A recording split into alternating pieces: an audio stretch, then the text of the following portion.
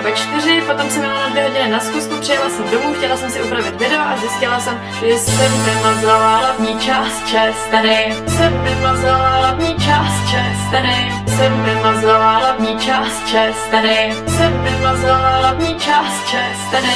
Já jsem dneska psala 4 písemky, zapomněla jsem si doma klíče od skřínky, takže jsem neměla češtinu ani dějepis sebou, na který jsem teda měla úkol, takže to ještě musím přetočit. Jej! Počkat, ještě poslední perla, než pustíme intro. Zapomněla jsem nabíječku na foťák na bytě, protože já jsem halloweenský tutoriál točila na bytě ve 4, potom jsem jela na 2 hodiny na schůzku, přijela jsem domů, chtěla jsem si upravit video a zjistila jsem, že jsem vymazala hlavní část česteny. Jsem vymazala hlavní část česteny. Jsem vymazala hlavní část česteny. Jsem vymazala hlavní část česteny.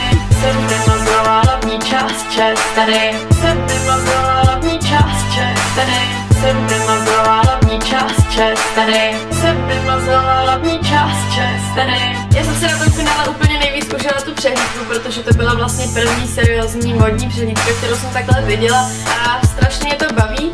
A my jsme vlastně byli ještě na jedné přehlídce tenhle ten měsíc, nebo já jsem byla jsem vlastně s Jonášem a Skykou. Byli jsme na přehlídce Pětra Filipy, tam jsme byli se Zůtem ve 4, potom jsem jela na 2 hodiny na schůzku, přijela jsem domů, chtěla jsem si upravit video a zjistila jsem, že jsem vymazala hlavní část česteny. Jsem vymazala hlavní část česteny. Jsem vymazala hlavní část česteny. Jsem vymazala hlavní část česteny. Jsem vymazala hlavní část česteny. Jsem vymazala hlavní část česteny. Jsem vymazala hlavní část česteny. Jsem vymazala hlavní část česteny. Musíte se prostě přestat litovat a začít trošku překonávat, prostě začít dělat ty věci, kterých se bojíte.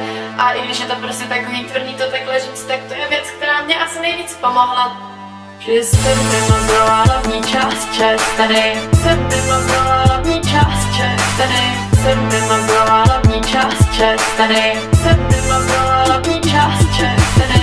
Jsem vymazala hlavní část česteny. Jsem vymazala hlavní část česteny. Jsem vymazala hlavní část česteny. Jsem vymazala hlavní část česteny.